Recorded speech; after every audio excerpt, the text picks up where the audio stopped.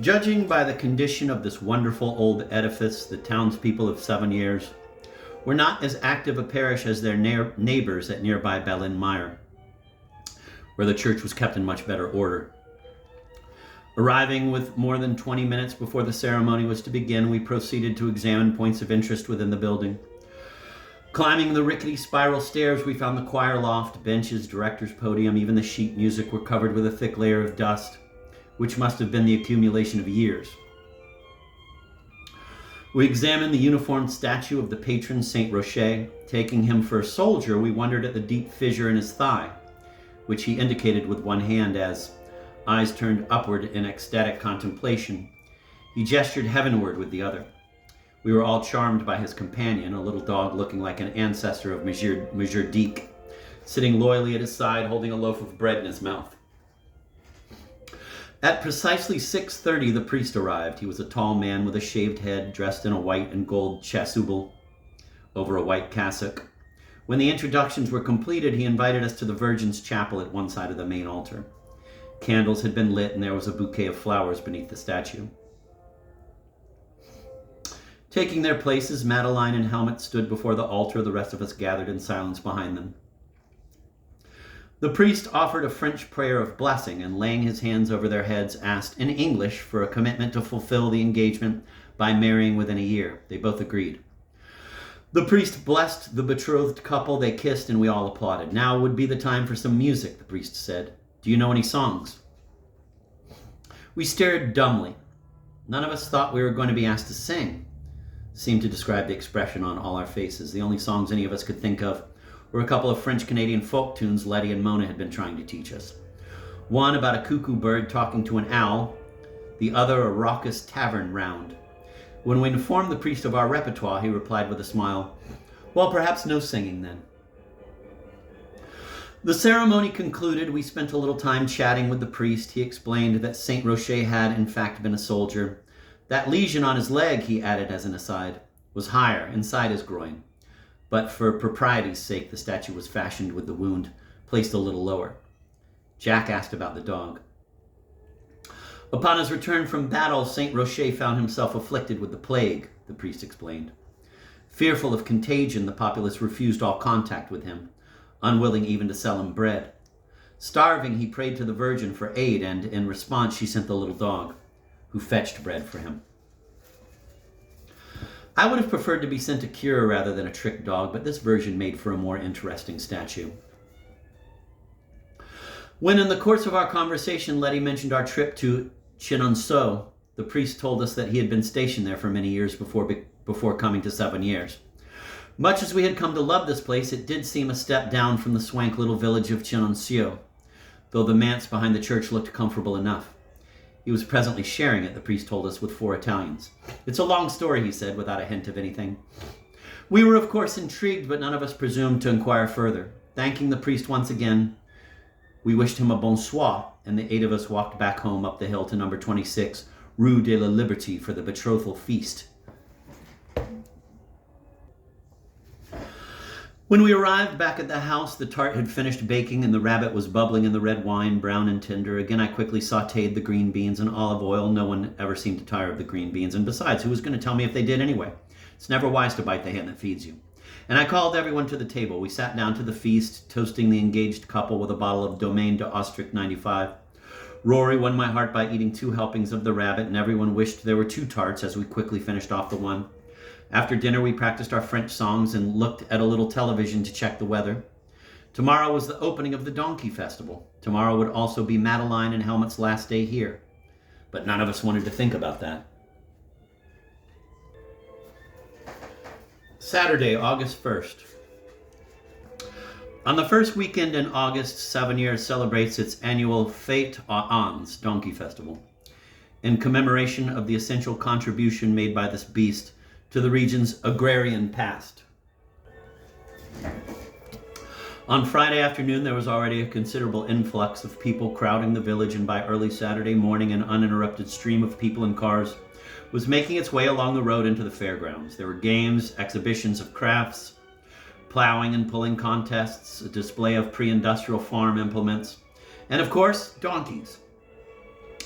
The centerpiece of the festivities was a reenactment of the past in which sacks of grain drawn by donkey carts to the waterside were loaded onto a péniche, a small square-rigged river barge, to be transported upstream to the old mill at Belen, ground, and returned as flour.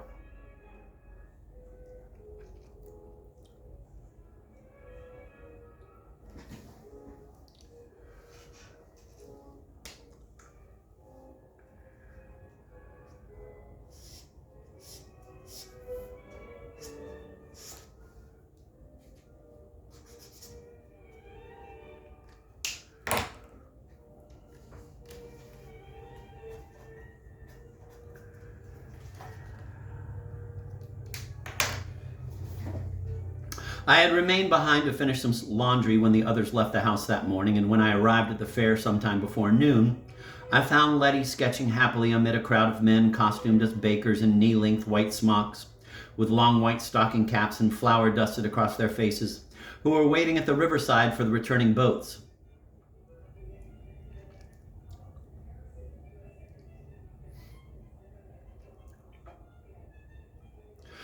We were invited by this congenial company to share the wine they were drinking, and had already lifted our glasses in several toasts when the péniche, La Saponaria, suddenly came into view, turning at a bend in the river, flanked by two smaller boats, sails unfurled and horns blowing wildly, to herald the returning flour. When the boats had docked, the bakers transferred the milled grain back onto the donkey carts, and we followed them to a place under the shade of the poplar grid at the center of the fairground. A brick beehive oven about 4 feet deep, with a high arched top and tall chimney drawn here by donkey cart, had already been burning hot for more than an hour by the time the milled flour was returned. The bakers poured the flour into a huge bowl and added a simple mix of yeast, salt, and warm water to make a firm dough. They rolled the dough to a thickness of about an inch and cut it into small pieces to fashion biscuits, which they dusted lightly with flour. One of the bakers pushed the ashes to the sides and back of the oven, and the dough was baked for only a few minutes before a wonderful sheet of feathery, light, slightly browned biscuits, each about the size of a silver dollar, emerged. La fouet is what the bakers called them.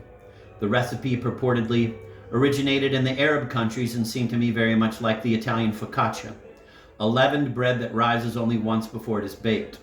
The French took the recipe a step or two further, making delicate biscuits instead of simply baking the flat dough in loaves.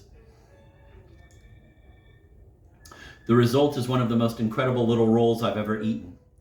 The bakers cut open the still warm fouet and offered them freely to those of us watching, along with a choice of traditional fillings: snail butter, a mix of lemon, butter, and parsley; ground tuna; ground sardines; shredded pork, rillettes; goat cheese with chives, butter, chocolate, apricot preserves, and cassis jam. When I told them I was a chef, they insisted I have a taste of each filling and offered to send the recipe home to me. As this was all communicated in a combination of charades and French, I wasn't certain how much they understood of what I was saying. But after I had been home a month, the recipe arrived at the post office in Maine, sent by M. Graziani of La Poule Coiffe. Anxious for readers to share in this culinary delight, I include the exact recipe as he has given it to me, along with another recipe for a dessert bread called fouasse. Bon chance!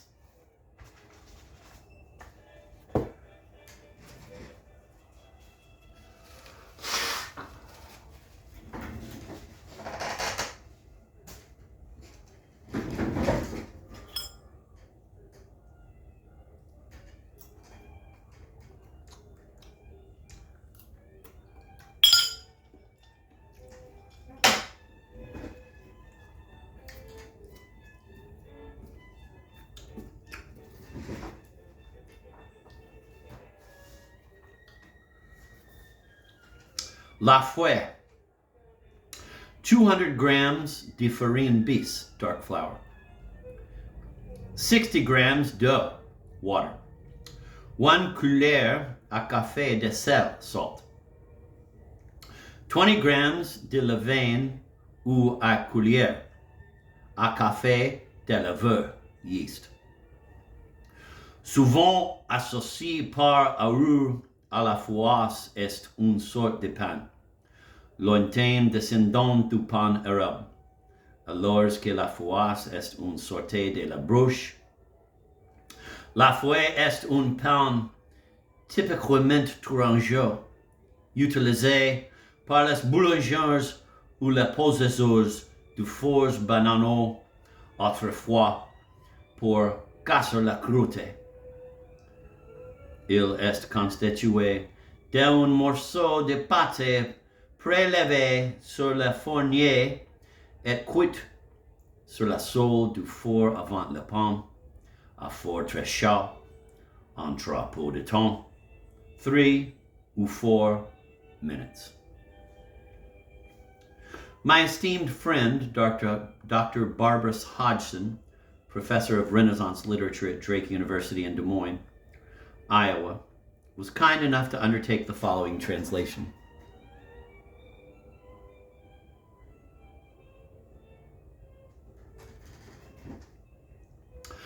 Often associated erroneously with la fouasse, la fouée is a kind of griddle cake, distantly descended from Arab bread, while la fouasse is a kind of brioche. La fouée is a typically tourangeau, that is, from the Tours region, or Touraine, bread used by boulangers, bakers, or sometimes by those who own communal ovens, to casser la croûte, to test the crust for crispness and the oven temperature, and then eaten as a snack. It is made of a morsel of pastry cut into pieces in advance to let rise, and baked on the hearthstone at a very high temperature, and for a short time, 3 to 4 minutes.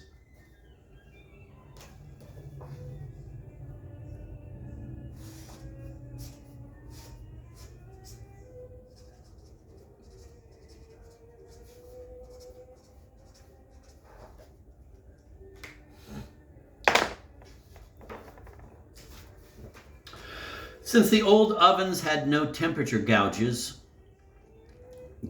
I think that is, bakers had to know when the oven was at the right heat for baking. These biscuits were their oven testers. Wow.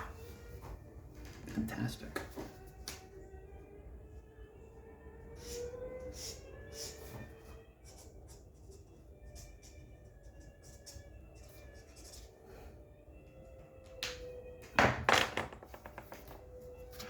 The recipe makes just a small amount, enough to test an old oven. The biscuits I ate at the fair were made with white flour and in a large enough batch to feed several people. I have converted the recipe. 8 1/4 cups all-purpose flour, 1 tablespoon salt, 1 tablespoon dry yeast,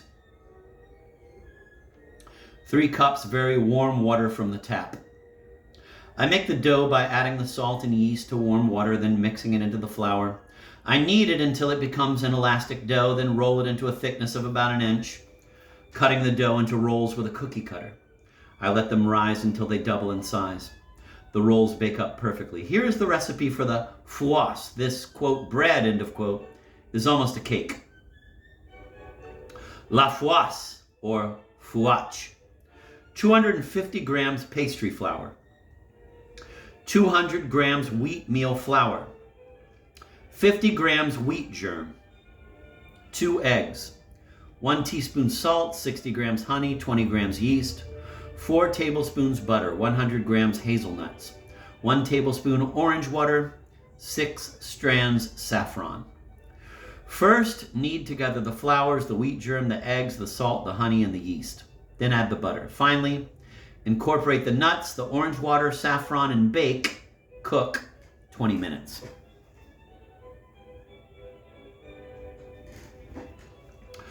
Other booths along the fairway offered goat sausages, andouille pork sausage, a North African spicy sausage called margouez, frites and a hot pepper puree, and plenty of red wine. Another niche presented a beautiful display of breads, croissants, and fruit tarts, while still one more offered croque monsieur and croque madame, or the ever-popular sandwich jamon, which I was happy enough to bypass.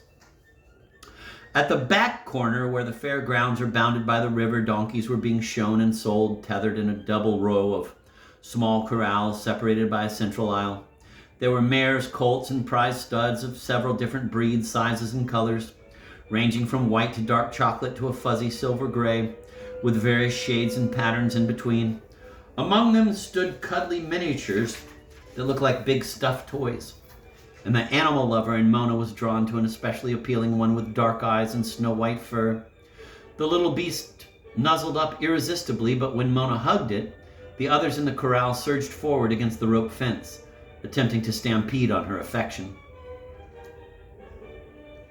Moving away and continuing down the center aisle, Mona stopped from time to time to pet another and still another donkey.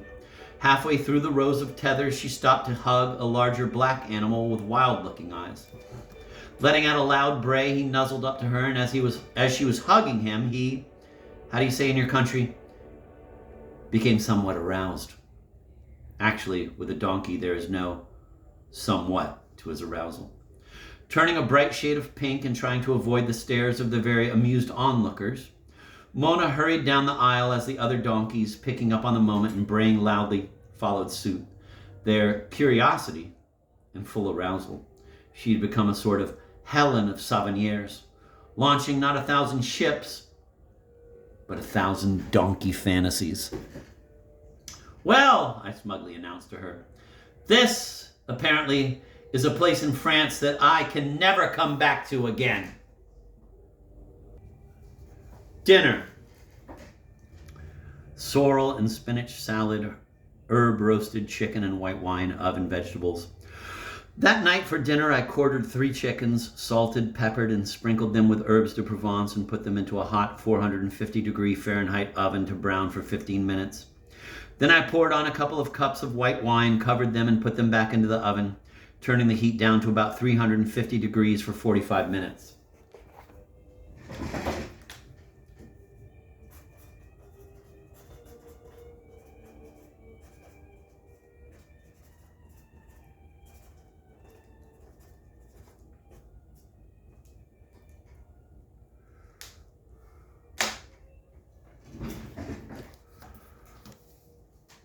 I then cut up a mixture of carrots, onions, potatoes, and mushrooms, tossed them in a few tablespoons of olive oil and a cup of red wine with salt, pepper, garlic, and fresh thyme, and placed them in a baking dish next to the chicken. Every now and again, for about 45 minutes, I would stir them so they cooked more evenly.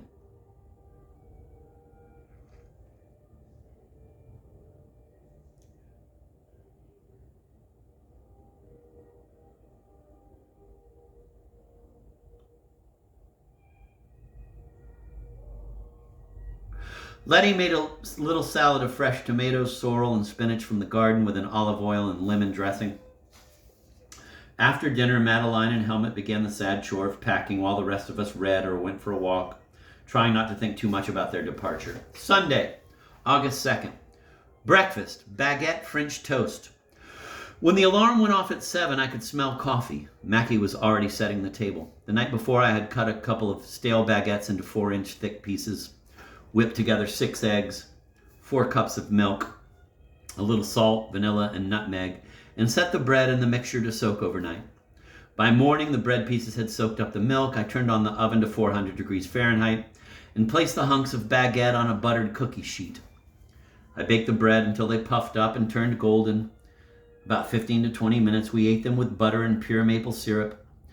After breakfast, we helped Madeline and Helmut carry their luggage out to the car. The morning, bright and warm, was tinged with sadness. Everyone kissed goodbye. Helmut and Madeline took a last look at the house and the garden, and Mona and I drove them out through the gate and onto the station at Saint-Pierre-de-Corps for the 10:27 TGV, fast train to Paris. The platform was crowded. When the train arrived, there was a great push of people shoving and tossing their luggage before them to get on board. Madeline and Helmut waited until they were the last 2 passengers to get on. Friends from childhood, Mona and Madeline wept as they parted. We watched Helmut and Madeline through the windows, following their progress through the coach to their seats, finally waving our last goodbyes as the train slowly pulled away.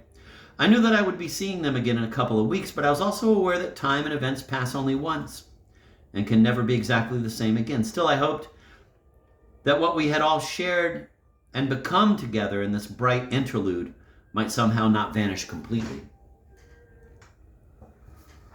Lunch. Scrambled eggs with toasted baguette and butter. It was almost noon before we got back, and hungry again, I made a lunch of scrambled eggs with toast, whipping a dozen eggs with a couple of containers of Petite Suisse. I added salt and fresh ground pepper. I melted a great hunk of butter in the frying pan, heated it until it began to sizzle, and then poured the eggs into the butter, holding the pan over the flame and shaking it continuously until the eggs were cooked. If you've ever done this, it's a great way to fry an egg, and it makes your pan easy to clean. Rory cut a baguette on the angle into long, thin slices and toasted them under the broiler. We ate them with butter along with the eggs and drank another pot of coffee. The mood was just slightly off-center. That afternoon, Jack and I returned for a second visit to the Chateau of Villandry. Before entering, we stopped for a cup of coffee at the cafe outside the gates. Jack ordered a cassis crepe, and I had a slice of apricot tart. My appetite had become voracious. Maybe I was just trying to fill the empty space left by Helmut and Madeline's departure.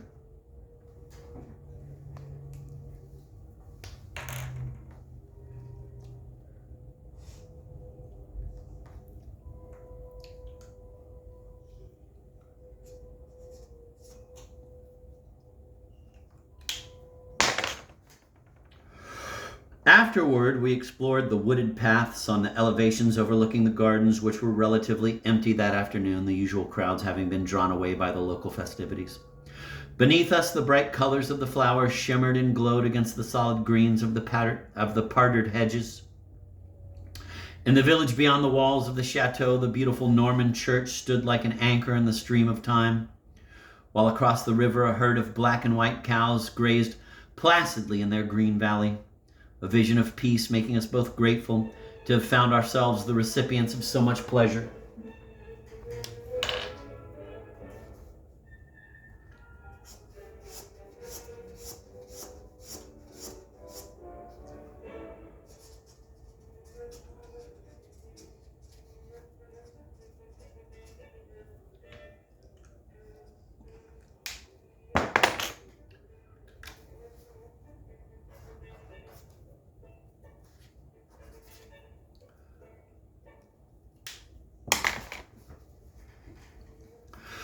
Since there was no one there when we got back to the house, we returned to the fairgrounds, arriving at halftime of the donkey soccer playoffs. On a stage at the end of the soccer field, Les Nouvelles Femmes, a troupe of long-legged, pretty cheerleaders, danced and lip-synced to a Spice Girls song. When the act was finished, they moved off to the sidelines, and the mock game resumed. In silly costumes, the Brazilian and French teams kicked an enormous soccer ball around the field from donkey back. When one of France's donkeys mounted a Brazilian donkey, the crowd jumped to its feet, cheering as the referee, arms waving wildly, called foul. The winning goal for the French actually conked a Nouvelle Femme on the head, knocking her from the fence behind the goal where she had been sitting. Legs in the air, blonde hair flying, she tumbled to the ground. Mortified, the young lady got up, patted her hair, forced a smile, and pulled herself back up onto the fence. The crowd roared in the bleachers and rose to a standing ovation as the player who kicked the winning goal took a grand and flourishing bow. The French had won again. Vive la France! Dinner. Cold rabbit, chèvre and camembert fouet sandwiches, chocolate passion fruit ice cream, chocolate pistachio ice cream. That night, we finished the leftover rabbit from Helmut and Madeline's engagement dinner with little camembert and goat cheese sandwiches made from a bag of the fouet that Mona had brought back from the fair. On the way home from Villandry that afternoon, I had picked up 2 quarts of ice cream from the patisserie, chocolate passion fruit and chocolate pistachio, which we ate while relaxing out on the terrace together, watching the sunset and the little bats who emerged from the caves each evening fly about in the fading light of the garden. At the back of the laundry was a heavy door and iron gate which opened onto a flight of stone stairs that took you up the hill above the caves. There was a view overlooking the river valley and the fairgrounds. It was dark when we unlocked the back door to the stairs, and ascending to the top, we settled ourselves down to watch the fireworks. Hundreds of cars were parked over the fields below us, and by 10 o'clock, at long last, the display commenced. It was remarkable to be sitting on a hillside in France watching a fireworks display, applauding the rocket spray of colored fire flying through the night sky, hearing the shouts and the music of the band in the distance. When the last booming rockets of the finale were fading away, a great cheer rose up from the fairgrounds. Long past midnight, I could still hear the merrymaking. Crowds of people singing Queen's "We Are the Champions" in English could be heard above the honking of cars as they made their way from the fields to the highway. The fairgoers, like celebrants everywhere, seemed to want to squeeze one final moment from the festivities. Just before dozing off, I heard the bells from St. Rocher striking 3, and in the distance the final tipsy strains of "We Are the Champions," from what surely must have been the end of the celebrants straggling home.